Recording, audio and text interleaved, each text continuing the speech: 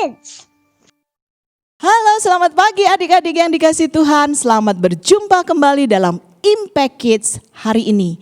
Gereja Baptis Pertama Bandung senantiasa hadir buat adik-adik sekalian dengan memberikan firman Tuhan setiap pagi. Nah, adik-adik yang dikasih Tuhan, di tahun yang baru ini, khususnya di minggu atau di hari yang ke-19 dari bulan Januari, kita patut bersyukur kepada Tuhan kalau Tuhan masih terus menjagai dan melindungi kita. Kita terus berdoa ya buat kondisi pandemi COVID-19 ini supaya cepat berakhir sehingga kita bisa bertemu kembali. Nah, adik-adik yang dikasih Tuhan, kita akan berdoa terlebih dahulu sebelum kita mendengar firman Tuhan hari ini. Mari kita berdoa. Tuhan Yesus, terima kasih untuk hari yang baru, hari yang Tuhan beri kepada kami. Saat ini kami mau mendengar firman-Mu, Tuhan berbicaralah kepada kami, beri pengertian yang dalam kepada kami. Hanya di dalam nama Tuhan kami Yesus Kristus, kami berdoa dan kami bersyukur. Amin. Nah, adik-adik yang dikasih Tuhan, pernah enggak kamu menjumpai orang, dia ini orangnya baik, tetapi ada orang yang di sekitarnya yang merencanakan yang jahat kepadanya. Padahal orang ini baik kepada orang tersebut. Pernah? Nah, di dalam Alkitab kita ada kisah seorang yang sangat baik sebenarnya. Dia tidak pernah merencanakan yang jahat kepada orang lain, tetapi justru ada orang lain yang merencanakan yang jahat dalam hidupnya. Siapa kira-kira? Ya, kita akan lihat kisahnya di dalam 1 Samuel 18 ayat yang ke-10 ya. Di situ sebenarnya ayat 1 sampai dengan ayat yang ke-11 ya, tetapi kita akan melihat dari ayat yang ke-10 dan 11 aja. Diceritakan dalam cerita itu, di situ ceritanya tentang siapa? Daud dan Saul. Daud sebelumnya dia berperang melawan raksasa Goliat. Dan sesudah itu dia juga terus berperang melawan orang-orang Filistin dan menang. Sehingga pada waktu itu Daud dan Saul pulang dari peperangan disambut oleh semua wanita di negeri itu. Dan semua orang di situ mengatakan, ya, Saul membunuh beribu-ribu orang Filistin, tetapi Daud berlaksa-laksa. Wah, rupanya pujian para wanita itu membuat Saul menjadi sakit hati kepada Daud. Sehingga dia merencanakan yang jahat kepada Daud. Padahal Daud tidak memikirkan apa-apa tentang dia. Daud pada waktu itu setelah berperang itu dia sedang bermain kecapi. Tetapi Saul merencanakan yang jahat. Di tangannya ada sebuah tombak dan dia langsung melemparkan kepada Daud. Tetapi karena Daud disertai Tuhan, Daud mampu mengelakkannya sampai 2 kali. Tidak hanya di situ saja, berkali-kali oleh karena iri hati Saul merencanakan pembunuhan kepada Daud.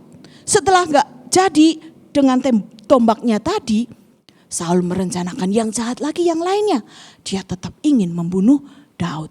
Nah, adik-adik yang dikasih Tuhan, dosa dapat menyebabkan seseorang memiliki pikiran yang jahat dan merencanakan yang jahat bagi orang lain. Nah, di dalam kitab Amsal pasal yang ke-3 ayat 29 kita semua diingatkan, janganlah merencanakan kejahatan terhadap sesamamu, sedangkan tanpa curiga ia tinggal bersama-sama dengan engkau. Jelas sekali Amsal mengingatkan kepada kita semua, janganlah merencanakan kejahatan kepada sesamamu, sedangkan tanpa curiga ia tinggal bersama-sama dengan engkau. Sikap Saul kepada Daud merupakan contoh yang sangat buruk. Daud bersama-sama dengan Saul berperang. Daud bersama-sama dengan Saul mengalami kemenangan. Daud menghiburkan Saul dengan bermain kecapi. Tetapi Saul berniat jahat kepada Daud. Nah, ini sesuatu yang salah. Oleh karena apa? Oleh karena ada dosa di dalam diri Saul, yaitu ada iri hati yang menjadi sumber dari kejahatannya. Nah, anak-anak yang dikasih Tuhan, mari kita terus ingat firman Tuhan menghendaki kita untuk kita terus berbuat baik. Oleh karena Allah itu kasih, mari kita juga tetap mengasihi orang-orang yang di sekitar kita.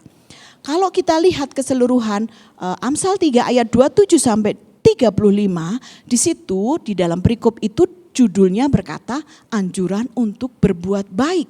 Karena itu marilah kita terus berbuat baik kepada orang-orang di sekitar kita. Jangan sebaliknya merencanakan yang jahat, bahkan melakukan yang jahat kepada orang lain. Bahkan kepada orang yang tinggal bersama-sama dengan kita, yang dekat dengan kita, yang tidak pernah merencanakan yang jahat terhadap kita. Firman Tuhan dalam Amsal 3 ayat 27 berkata, janganlah menahan kebaikan daripada orang yang berhak menerimanya. Mari kita terus berbuat baik dan terus berbuat baik di tengah pandemi COVID-19 ini. Jangan merencanakan kejahatan. Penuhilah hati kita, pikiran kita dengan hal-hal yang baik, hal-hal yang terpuji, hal-hal yang dikehendaki oleh Tuhan sesuai dengan firman-Nya. Selamat menikmati berkat Tuhan dengan menjalankan firman Tuhan di dalam hidup kita dan selamat menjadi berkat bagi orang lain melalui perbuatan baik kalian semua. Tuhan memberkati. Kita akan berdoa sekali lagi. Terima kasih Tuhan untuk firman-Mu pagi ini mengingatkan kami untuk kami senantiasa berbuat baik sebagai wujud bahwa kami mengasihi Tuhan.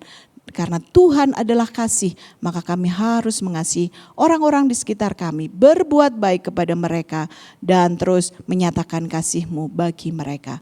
Hanya di dalam nama Tuhan Yesus Kristus kami berdoa dan kami bersyukur. Amin.